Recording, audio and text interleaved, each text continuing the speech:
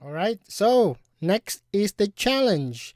We have only a couple of questions, which is pretty easy. Let's do this together. Number one, when identifying processes to bring into Salesforce, look for what? So, when can we change the process into a Salesforce process? So, manual processes with numerous steps, of course, because Salesforce will make less steps in a process, make things simpler. Email driven processes, of course, like we said before, if there were thousands of emails going back and forth, and it's cluttered, it's messy, it's confusing, can Salesforce make things better and more efficient? Of course. So another yes.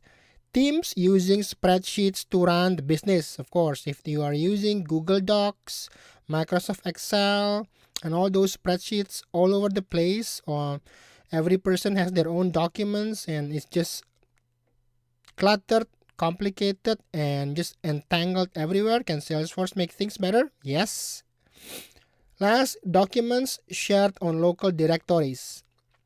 So this is when documents are shared on your computer, on your team's computer, and you want to make things centralized and easy to access. Everybody can access and comment on the documents. Yes, again. So the answer would be all of the above.